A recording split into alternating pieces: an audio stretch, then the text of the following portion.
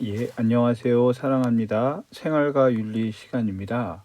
예, 오늘은 지난 시간에 배운 직업 윤리 관련해서 EBS 기출 문제를 풀어보겠습니다. 매번 단원이 끝나고 나서 기출 문제를 풀이합니다. 먼저 수능 기본 문제 네 문제를 풀고 이어서 이제 실제 대학 수학능력 평가 유형과 유사한 실전 문제 네 문제를 풉니다. 여러분들 이제 공부를 교과서와 EBS 교재를 통해서 내용 공부를 끝낸 후에는 기출 문제를 푸는 것이 굉장히 많은 도움이 됩니다. 특히 이제 내가 확실히 이해를 했는지, 내가 혹시 이제 이해 못한 부분은 없는지 이런 것들을 가장 확실하게 이제 확인하는 방법이 기출문제 풀이를 통해서 확인하는 게 가장 좋습니다. 다시 한번 여러분에게 생활과 윤리 과목 외에도 탐구 과목 여러분들 이제 실력 향상을 위해서는 보다 많은 다양한 기출문제를 여러분들이 풀어보면 이제 그만큼 실력이 향상된다라는 거 다시 한번 말씀드리면서 오늘 EBS 교재 70쪽 문제를 풀도록 하겠습니다. 1번 다음을 주장한 사상가의 입장만을 보기에서 고른 것은 청렴하다는 것은 목민관. 우리 이제 배운 내용 목민관이 나왔네요. 목민관 본연의 의무다. 목민관은 청렴해야 된다라는 얘기죠. 모든 선의 근원이며 이러한 청렴이 모든 덕의 뿌리이다. 따라서 청렴하지 않고서 제대로 다스리는 자는 아직 없었다. 청렴하고자 하는 자는 반드시 절약해야 한다. 절약. 그러므로 절용은 목민관의 가장 중요한 임무다. 그러니까 절약하고 쓸모있게 하는 게 이제 절용이란 뜻에서 담겨 있습니다. 목민심서를 지었던 누군가요? 정약용입니다. 그래서 오늘날로 치면 이제 공직자윤리, 공직기관 확립 이런 말도 쓰는데 공직자 공무원들이 지켜야 될 윤리에 대해서 정약용 선생이 목민관, 그러니까 오늘날로 치면 뭐 화성시장 아니면 우정읍장 이런 관리들이 이제 임용이 되면 부임을 하면 고을에 부임하면 이제 어떻게 임해야 되는가를 적어놓은 책이라고 했습니다. 그래서 목민관이 지녀야 될 덕에 대해서 그래서 청렴과 절용을 강조했다라고 했습니다. 그러면 이제 정약용 선생의 입장만을 보기 위해서 고르는 문제네요. 기억. 목민관은 덕을 지닌 후에 백성을 다스려야 한다. 지금 여기서 목민관은 청렴, 절용 이런 덕을 지니라고 했지요. 그런 덕을 지닌 후에 백성을 다스려야 한다. 여러분 특히 이건 우리가 이제 앞전에 배웠던 유교라는 유가 사상이 강조했던 게 뭐예요? 수, 기, 안, 인. 수기. 내 스스로 내 몸과 마음을 도덕적으로 만든 다음에 아닌 다른 사람을 편안하게 할 수 있다. 그래서 유교에서는 수기라는 덕목을 굉장히 강조한다라고 했어요. 여러분 이제 추가 설명을 하면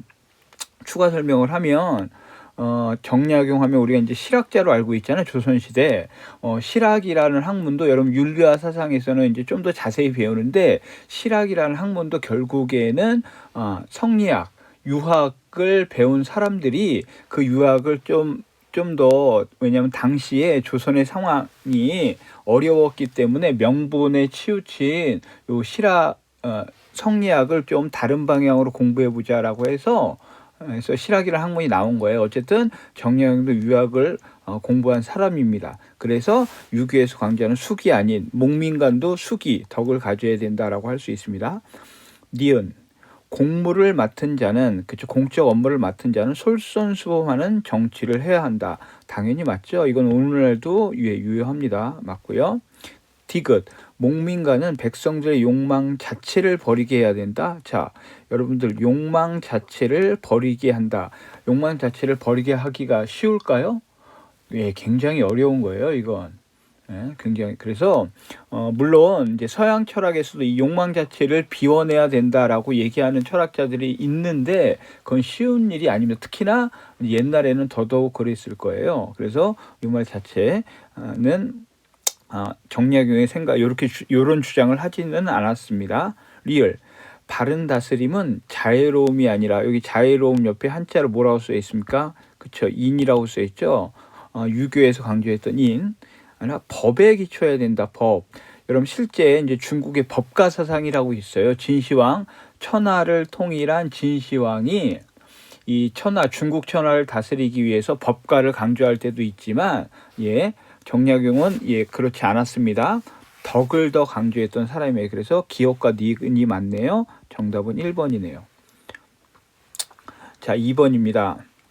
다음 입장에서 질문에 바르게 답한 것은 기업은 법적 테두리 내에서 건전하게 주주의 이익을 추구하는 사회적 책임을 다해야 한다.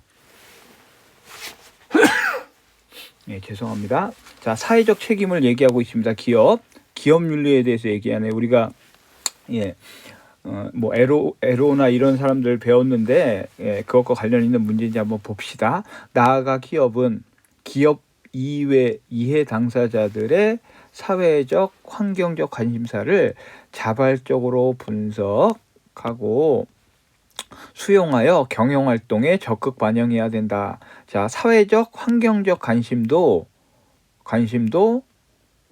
분석을 해서 적극적으로 반영해야 된다고 얘기했어요. 결국 기업의 경영활동에 이러한 사회적 책임을 모두 반영함으로써 기업은 재정적인 이익 증진뿐만 아니라 기업 이외의 관련 이해 당사자들과 사회 조직에 긍정적인 영향을 미친다. 이 글의 전체적인 논조는 기업은 수단과 방법을 가리지 말고 이익 창출에 힘을 써라가 아니라 오늘날은 사회적 환경적 관심, 즉 소비자들이 단순히 가성비라고 하죠. 값이 싼 이런 물건만 찾지 않습니다. 얼마나 친환경적으로 만들었고 근로자들을 위해서 그 기업이 노력하고 있는 이런 것들을 복합적으로 신경 쓰기 때문에 결국 이러한 것들이 다 이제 사회적 책임의 범주 안에 들어간다. 그래서 그것도 신경을 써야 한다라는 논조예요. 자, 그러면 이 문제는 이제 질문에 대답을 올바르게 한 5 중에서 고르란 얘기죠. 자, 그럼 볼게요. 1번. 기업의 사회에 대한 책임은 기업의 이익 증진에 국한되어야 하는가? 이익 증진만을 위해서 하는 게 사회적 책임이 아니라고 얘기하죠. 이건 노라고 얘기해야 되네, 노. 2번. 기업의 사회적 책임 이행은 경영활동에 유익한 전략 중에 하나일 수 있는가? 예스라고 대답하겠죠. 정답이 나왔네요. 나머지 봅시다. 왜 틀렸나? 기업은 사람, 환경, 이윤 모두에 관심을 가져야 합니까? 그래 논조에서 그렇게 얘기하죠. 예스라고 해야 되는데 아니오라고 돼 있죠. 4번. 기업의 이윤 증진과 이익 증진과 공익가치의 실현은 함께 달성될 수 있습니까? 글의 논조는 예스예요. 5번. 법에 충실한 기업 경영은 기업이 사회적 책임을 수행하는 기본이 되는가? 당연히 기본이 되겠죠. 예스 해야 되는데 틀렸죠. 정답은 2번입니다. 자, 3번 볼게요. 을 사상가가 갑에 비해 강조하는 내용. 자, 을 사상가가 강조하는 내용을 고르는 거죠. 갑과 을 두 사람이 이제 누군지 한번 봅시다. 갑. 현자는 현명한 사람은 백성들과 더불어 밭 갈아서 먹으며 백성들과 함께 밭 갈아서 그러니까 일을 하는 거, 밭 가는 일을 한다는 거죠. 손수 밥 지어 먹으며 나라를 다스린다. 중국의 등나라 임금도 도를 듣지 못해 백성을 괴롭혀 자기를 봉양하게 하니 어찌 어질다 할 수 있는가. 자, 갑은 현자, 여기서 현자는 그러니까 정치인 왕이 될 수도 있고 높은 사람이 실제 정치도 하고 일도 하고 이걸 병행한다라고 지금 얘기하고 있는 것 같아요. 즉 정치도 하면서 다른 일도 할 수 있다라고 이제 얘기를 하는 것 같아요. 자, 을 볼게요. 여러 장인들의 일은 본래 바깔면서 할 수 없다. 자, 이게 핵심인 것 같아요. 자, 을은 갑과 달리 장인이라고 하는 거 우리 배웠죠. 장인. 어떤 한 분야에 굉장히 오랫동안 숙련, 노력을 기울여서 전문가가 된 어떤 그런 사람들 장인이라고 했는데, 이런 사람들 본래 바깔면서 할 수 없다. 그러니까 결국 이 사람은 자기가 잘하는 어떤 장인의 기술과 여기서 바까는 건 생업이라고도 이제 비유할 수 있을 때, 이걸 함께 할 수는 없다라는 의미인 것 같아요. 하면서 유독 천하를 다스리는 일만 바깔면서 할 수 있다고 하는가. 그러니까 천하를 다스리는, 정치하는 사람들이 바깔면서 정치를 한다는 게 말이 되나? 안 된다라고 하는 것 같아요. 남에게 다스림을 받는 자는 남을 먹여주고, 그러니까 일반 백성들은 다스림을 그냥 받는 거잖아요. 정치가가 정치하는 걸. 대신 농사를 지어서 그런 걸 생산하고, 남을 다스리는 자는 남에 의해 먹고 사는 것이 천하의 공통된 도리다. 자, 천하의 공통된 도리는 결국 뭐냐? 이 사람이 주장하고 싶은 핵심은, 자, 일반 백성들은 농사 지어서 그러니까 농산품이겠죠. 이걸 잘 생산하는 게 그들의 일이야. 하지만 이들은 정치 안 한다는 거야.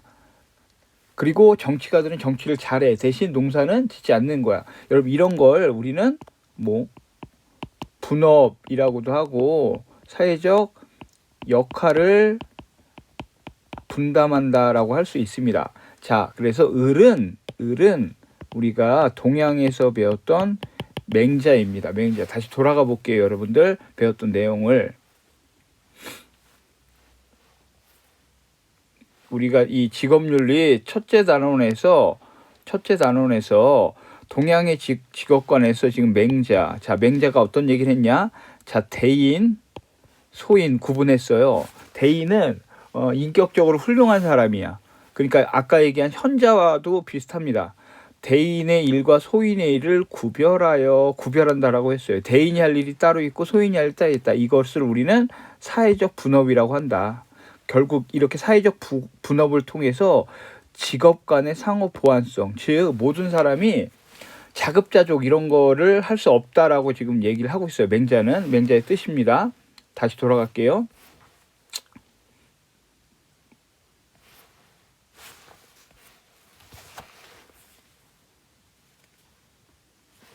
그래서 요 맹자의 역할은 다시 한번 사회적 역할을 분담하는 게 중요하다. 반면에 갑은 진상이라고 하는 당시에 이제 맹자와 같이 대화를 나눴던 사람인데, 이 사람은 아니다. 그러니까 맹자와는 다르게 분업이 아니라 자급자족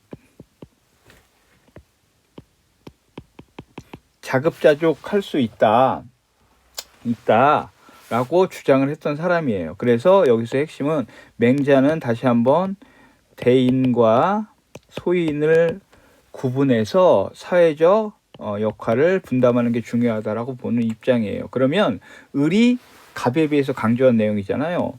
볼게요. 1번. 전문 기술을 통치 능력보다 우대해야 된다?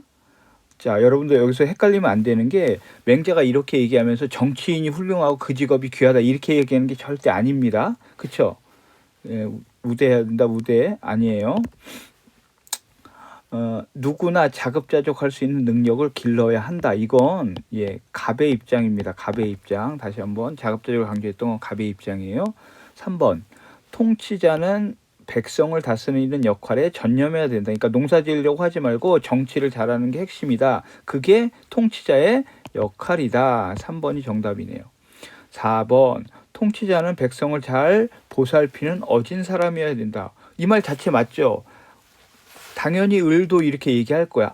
그런데 이게 정답이 안 되는 건, 이건 갑과 을 모두의 주장입니다. 여기 왜냐면 문제에 나와 있잖아. 을 사상가 갑에 비해서 강조하는 거. 그러니까 이건 4번은 갑도 강조하고 을도 강조한 두 모두에게 해당되기 때문에 그래서 여러분 이런 것들이 함정이 파져 있는 문제라고 할 수 있어요. 5번. 장인의 일과 임금의 일은 서로 교환될 수 있다. 여러분들 여기서 이 교환은 역할을 분담한다라고 하는 건 서로 잘할 수 있는 게 따로 있고 그래서 나눈 거예요. 여러분 현실적으로 대인과 소인을 나눴잖아요. 그러니까 각자가 잘할 수 있는 게 있어서 이 교환된다라고 하는 건 쉽지 않은 얘기입니다. 그래서 가장 정답은 3번입니다. 맹자, 동양의 직업관 내용이었습니다. 4번. 다음을 주장한 사상가의 입장만을 보기에서 고른 것은 개개인에게 주어진 삶의 양태는 삶의 모양은 모습은 그런 뜻이에요. 신 얘기가 나옵니다. 신이 정해준 일종의 초소와 같다. 초소. 그러니까 어떤 자리에 누가 이렇게 지키게 하는 우리의 모든 활동은 신 앞에서 그것을 근거로 판단한다. 모든 바른 활동의 시작과 기초는 신의 소명이다. 신의 소명. 신의 소명에 따라 행하지 않는 사람은 정도를 따라 신 앞에 의무를 다할 수 없다. 결국 직업은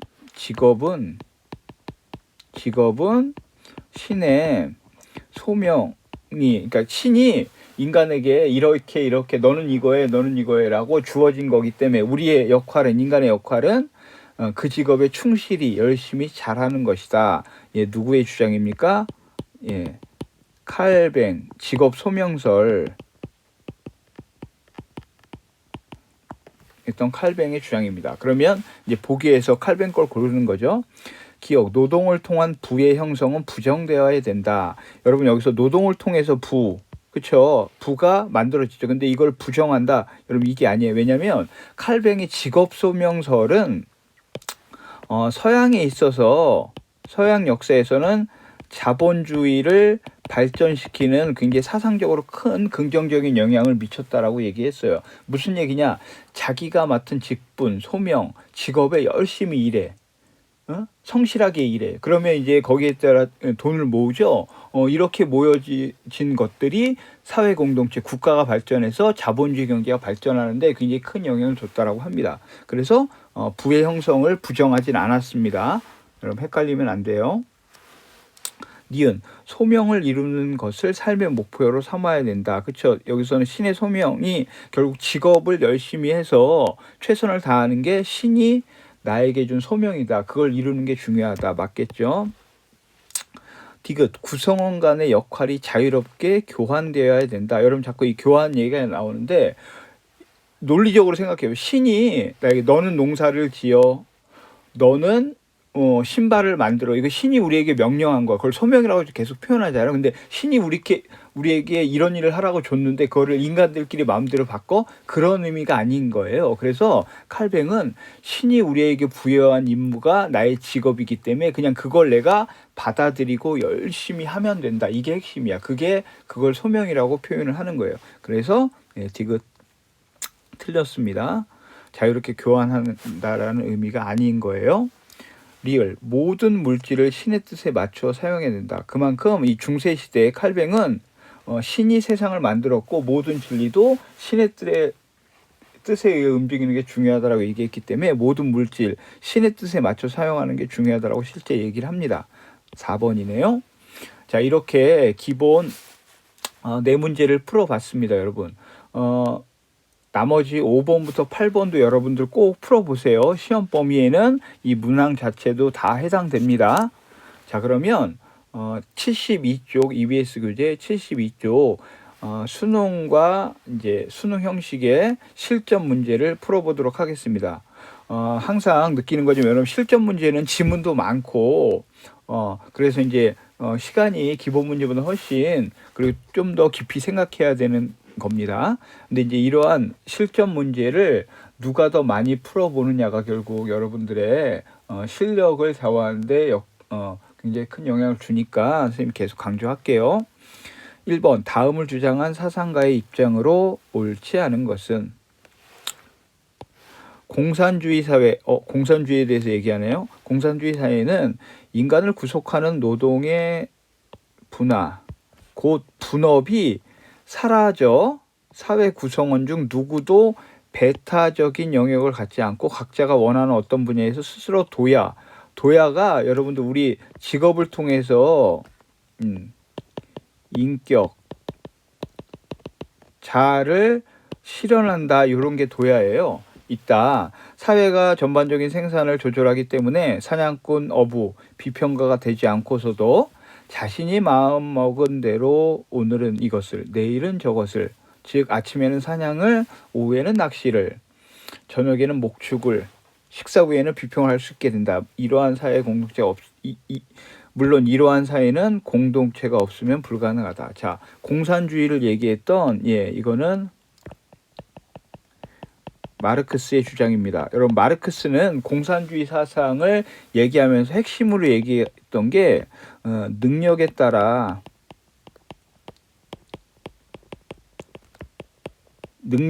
일하고 필요에 따라 분배한다가 공산주의 사상의 가장 기본적인 이론이야. 왜냐하면 여러분 봐봐. 사람의 능력은 다르잖아요. 그러니까 능력이 많은 사람은 그만큼 그 능력을 많이 발휘하고 능력이 없는 사람은 없는 만큼 일하라 라고 하는 거예요. 그리고 필요에 따라 분배한다. 굉장히 완벽한 이론인 것 같아요. 그런데 지구상에서 그 정치 이론 중에 공산주의 많은 사람들이 이제 실패했다라고 얘기하는데 그 실패했다라고 하는 가장 큰 이유가 여기에 있습니다. 필요. 이 마르크스가 요 인간의 필요, 인간을 너무 긍정적으로 바라봤던 것 같아요. 자, 필요. 여러분들은 얼만큼의 돈이 필요해요? 1억? 10억? 100억? 뭐 요새는 뭐 조라는 말도 막 나오죠. 자, 이렇게 누군가 나에게 질문할 때 쉽게 얼마예요라고 대답하기 어렵죠. 무슨 얘기냐면 사람의 욕심은 끝이 없다라고 얘기하죠. 아, 그래 나 10억만 있으면 평생 욕심 안 부리고 살 거야. 그런데 실제 10억을 갖게 되면 일반적인 사람이 나 이 10억을 통해서 100억을 만들고 싶어. 이런 욕심이 생긴대요. 즉 사람의 욕심은 한도 끝도 없기 때문에 과연 필요가 정말 나한테 필요한 만큼 필요하냐? 그렇지 않다라는 거야. 그래서 이 이론을 바탕으로 시작됐던 공산주의가 성공하지 못했던 가장 큰 이유는 여기에 있다라고 얘기합니다. 어쨌든 공산주의에서 마르크스가 주장하려고 했던 건 자본주의가 이제 발달하면서 기계가 사람의 일을 대체하고 효율성을 높이기 위해서 이제 분업화. 왜냐하면 한 사람이 처음부터 끝까지 만드는 것보다 분업화를 하면 숙달이 되잖아요. 그래서 훨씬 생산량을 늘리는 거야. 이제 그러니까 돈을 많이 벌고 자본주의가 발전할 것 같지만 마르크스는 결국 그렇게 해서 발전한 부는 자본가들이 다 갖고 간다. 결국 노동자들은 그냥 직업을 통해서 내가 즐거움을 얻는 게 아니라 그냥 단순한 노동만 계속 반복하는 거야. 그래서 옛날 여러분 채플린이 만든 모던 타임즈 영화가 그걸 아주 잘 표현했는데 그냥 똑같은 일만 계속 반복하는 거예요. 이건 기계와 진비 없죠. 그러니까 그걸 통해서 결국 마르크스는 인간은 노동으로부터 소외된다. 그래서 지금 그래서 얘기하는 것처럼 이런 분업 이런 것들이 결코 좋은 게 아니다. 인간이 자기가 만족할 수 있는 온전한 일을 하게 하는 게 훨씬 중요하다. 그래서 공산주의는 마르크스가 꿈꿨던 공산주의에서는 이런 분업이 사라지고 계급도 사라지고 그냥 자신의 능력대로 이렇게 하고 싶은 일을 다 하는 그런 사회를 꿈꿨다라고 얘기합니다. 어쨌든 그럼 마르크스 입장에서 옳지 않은 걸 고르는 거죠. 1번 생계 유지를 위한 노동에서 자아 실현 그 자체로서의 노동으로 전환되어야 된다. 그렇죠? 그래서 도야, 인격, 자아 실현, 노동을 통해서 인간이 기쁨을 얻을 수 있게 되어야 된다라고 마르크스는 주장을 해요.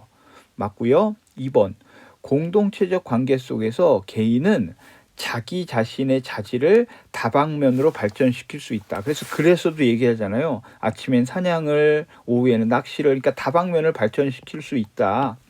인간은 실제 그렇게 호기심이 강한 존재이기 때문에 그런 걸 통해서 기쁨을 얻을 수 있어요. 맞고요. 3번 이상사회는 육체적 노동과 정신적 노동 사이의 차별과 대립이 사라진 사회다. 맞습니다.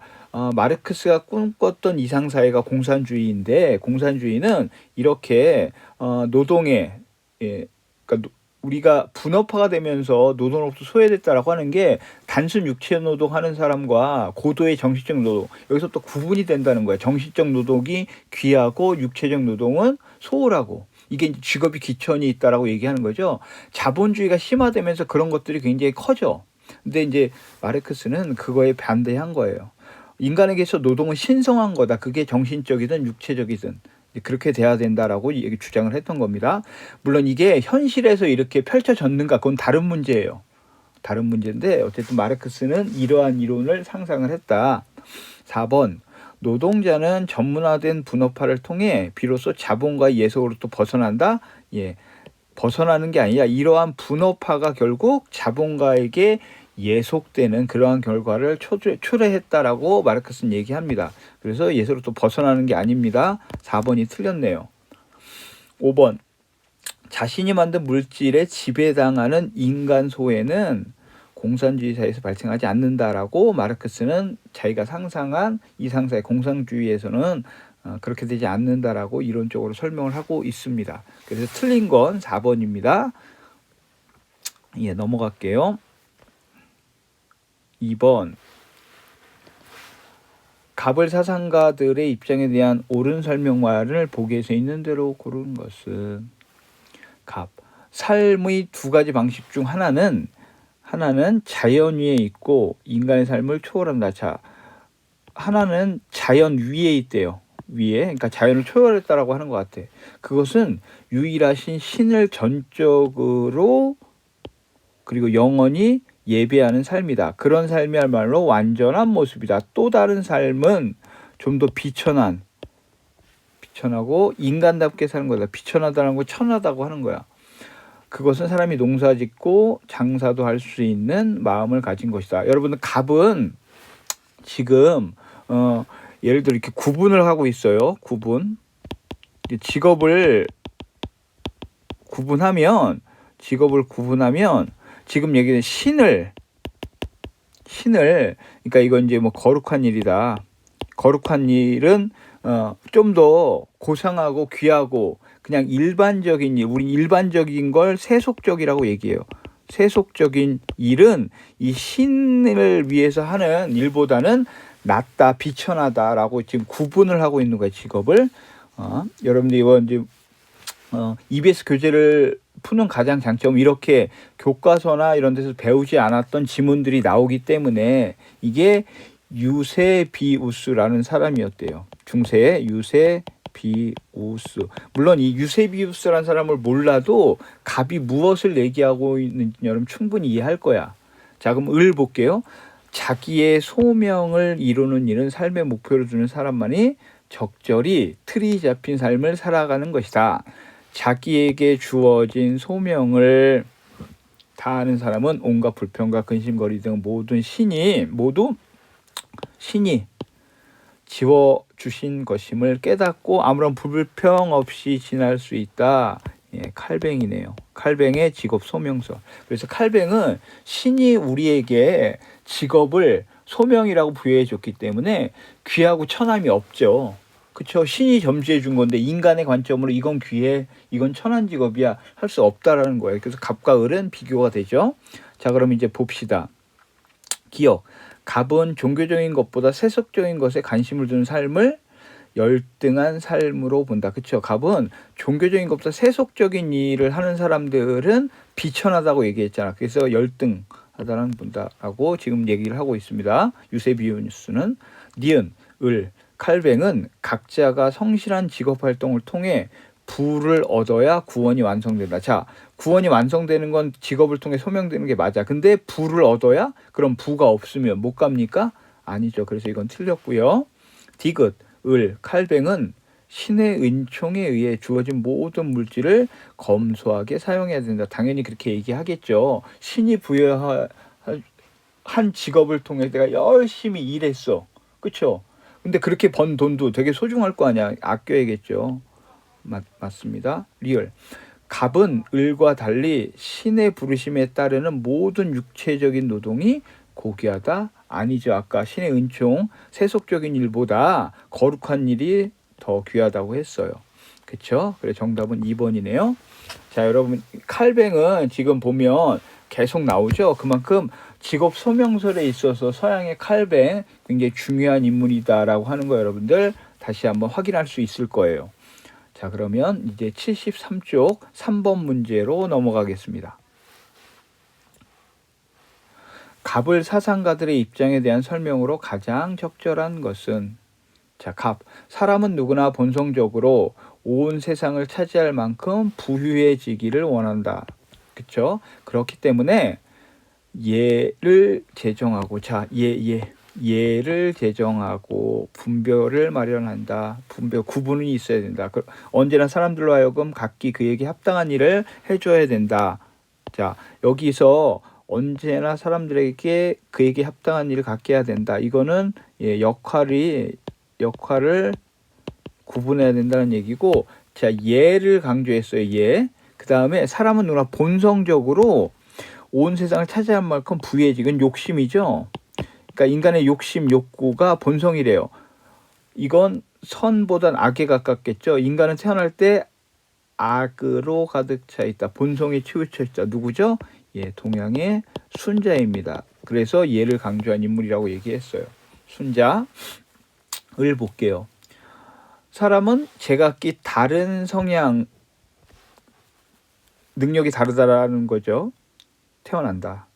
각각의 것이 더 많이, 더 훌륭하게 그리고 더 쉽게 이루어질 때는 한 사람이 한 가지 일을 자신의 성향에 따라 적절한 시기에 다하는 일이 여기에 일에 대해서는 한가로이 대할 때이다. 다른 일에서는 한 가지, 그러니까 자신의 잘하는 것 한 가지를 했을 때, 그래서 여러분들 이것을 이제 그림으로 표현하면 이렇게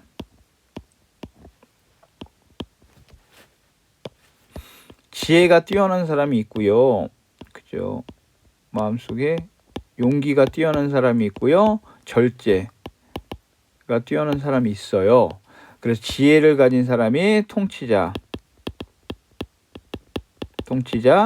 용기를 사는 사람이 군인, 절제, 생산자. 그래서 각자가 잘할 수 있는 역할에 충실하는 것이 결국 그러한 공동체, 그러한 국가가 정의가 실현되는 국가다라고 얘기했습니다. 누굽니까? 예, 맞습니다. 플라톤. 그래서 을은 플라톤이다. 예, 플라톤 드디어 나왔네요. 자, 그럼 봅시다. 3번 갑을 사상 적절한 것이요. 자, 갑은 직업 활동이 욕망 충족과 무관하게 이루어진다? 아니죠. 무관하다라고 얘기 안 하고 역할 구분에 대해서 얘기하고 있잖아. 순자. 그래서 틀렸고, 플라톤은 한 구성원이 여러 가지 직종에 종사해야 된다? 아니죠. 그게 이상사회 여러 가지 직종이 아니라 자기가 잘할 수 있는 한 가지라고 얘기했습니다. 3번 갑은 순자는 플라톤과 달리 사회적 역할이 덕에 따라 분배되어야 공존하다. 사회적 역할이 덕에 따라, 자, 여러분 이거는 갑과 을 모두 플라톤도 그렇고 순자도 그렇고 모두 얘기하고 있는 거예요. 그렇죠? 역할 구분에 대해서는. 그래서 틀렸고요. 4번 갑을은 개인의 직분 수행이, 역할 수행이 그 사회 구성하는 윤택한 삶에 이바지한다고 본다. 맞습니다. 정답은 4번이네요. 자, 5번 갑과 을은 사회 구성원 모두가 정치의 주체가 될 때, 여기 정치의 주체가 될 때 정의로운 사회가, 여러분 실제 플라톤은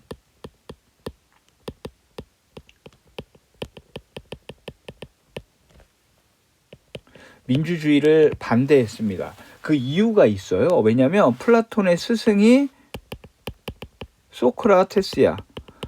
근데 소크라테스는 당시에 이제 아테네에서 소피스트들과 다른, 그러니까 소피스트들은 상대적 진리관을 이제 퍼뜨렸는데, 여러분 이건 율리아 사상에서 이제 좀 더 자세히 배울 텐데, 소크라테스는 세상에는 인간의 이성으로 파악할 수 있는 절대적인 진리가 있다라고 믿었어요. 근데 이제 소피스트들은 그런 생각이 아니었거든요. 근데 이제 소크라테스가 자꾸 그 아테네 청년들한테 그런 걸 가르치니까 안 되겠다. 그래서 소크라테스를 고소했죠. 그래서 법정에 세워서 결국엔 그때 이제 아테네는 직접 민주정치였잖아요. 결론이 소크라테스 죽여라, 사형을 받잖아요. 그래서 독배를 마시고 죽어요. 그것을 제자인 플라톤은 목격한 거야. 훌륭한 스승이 민주정치라고 하는, 직접 민주정치라고 하는, 근데 문제는 똑똑하지 못한 사람들이 저렇게 정치를 하니까 저런 결론이 나올 수도 있구나, 저건 안 되겠다, 그래서 그걸 중우 정치라고 얘기해요. 어리석은 사람들이 정치를 하면 안 된다. 그래서 정치는 지혜를 가진, 아까 얘기했죠, 지혜를 가진 사람이 해야 된다. 그래서 플라톤은 직접 민주주의를 이렇게 반대한 거예요. 그 이유가 있어요. 그게 이제 소크라테스 스승의 죽음을 통해서예요.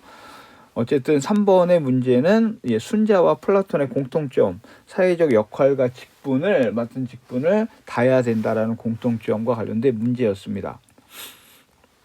4번 넘어갈게요. 그림의 강연자가 지지할 입장, 사회적 자본이라, 우리가 교재 이제 그 보충란에 사회적 자본이란 걸 배웠는데 나왔네요. 누구였을까요? 퍼트넘. 물론 이 퍼트넘이란 사람을 알고 모르고는 중요하지 않은데, 여기서는 이 사회적 자본이라는 의미를 알고 있는 게 핵심이죠.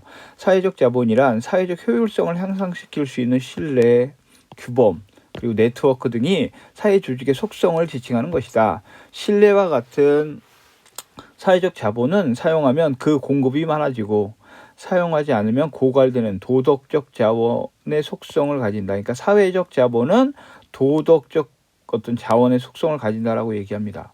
사회적 규범, 네트워크와 같은 다른 형태의 사회적 자본 역시 마찬가지입니다.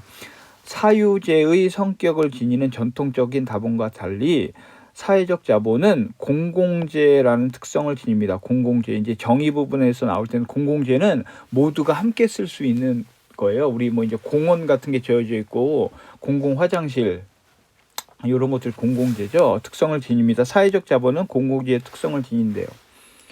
이러한 사회적 자본의 축적은 공공 문제에 대한 협력을 증진시키고 시민 결사체들을 통해 의견 대립을 긍정적으로 승화시킨다. 그죠? 갈등을 잘 조화할 수 있고, 그런 게 이제 신뢰, 규범, 네트워크, 이런 게 사회적 자본이 중요하다라고 얘기하고 있습니다.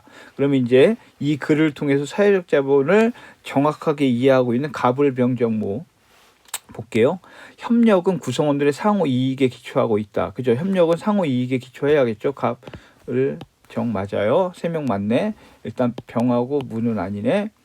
2번 시민적 참여의 네트워크는 수직적 상호작용이다. 여러분들 인터넷상에서 그쵸, 뭐 나이를 따집니까? 성별을 따집니까? 학벌을 따집니까? 그러면 소위 뭐라고 불러요? 그쵸, 꼰대라고 얘기하죠. 그런 걸 우리는 수평적이라고 얘기해요. 수평적. 아하, 그래서 이건 틀리네. 정도 이제 나가네요. 여기가 맞으니까. 세 번째, 사회적 효율성은 사회적 자본이 충분히 축적되어야 더 쉽게 향상된다. 자, 효율성은 사회적 자본이 충분히 축적될수록 올라간다. 맞죠? 그렇죠? 맞고. 예. 을 떨어져 나오는, 이제 정답은 갑일 것 같네요. 마지막까지 볼게요. 상호 의견 대립 등의 사회적 갈등이 사라져야 사회적 자본이 형성될 수 있다. 여러분 생각해봐. 상호 의견 대립 등의 사회적 갈등이 이게 완벽히 사라질 수 있을까요? 문제는 이게 대립은 계속 있을 수 있어요. 근데 이 대립이 일어났을 때 그걸 얼마나 이제 긍정적이고 합리적으로 해결하는 게 중요하지. 그래서 사회적 자본이 형성되려면 상호 의견 대립 등 사회적 갈등이 완전히 사라져야 사회적 자본이 형성된다. 그건 아닌 거예요. 그렇죠? 그래서 이게 맞죠? 그래서 갑이 정답이네요. 정답은 갑. 1번이 되겠네요. 자, 여러분들 이렇게 해서 이제 72쪽, 73쪽에 1번부터 4번 실제 수능과 유사한 문제를 풀어봤어요. 여러분들 다시 한번 얘기합니다. 74쪽, 75쪽에 5번부터 8번은 여러분들이 꼭 풀어보세요. 꼭 풀어보세요. 특히 이제 6번 유형은 꼭 모의고사나 수능에 나오는 유형이라고 얘기합니다. 8번도 마찬가지예요. 6번과 8번은 뭐 생활과 윤리나 윤리와 사상에서 꼭 나오는 유형의 문제입니다. 여러분들 꼭 풀어보셔야 합니다. 그리고 이제 다음 시간에는 그러면 이제 76쪽 사회 정의와 윤리. 여러분들이 이제 굉장히 어렵게 느낄 부분이에요. 어렵게 느낄 생활과 윤리 교과서에서 여러분들이 가장 난이도가 높은 내용이라고 할 수도 있어요. 그래서 혹시 이제 시간 되는 친구들은 미리 좀 읽어보고 예습하는 것도 도움이 될 수 있습니다. 예. 오늘 강의 듣느라고 고생 많았습니다. 여러분 다시 한번 복습해서 여러분 것으로 만들기를 바라겠습니다.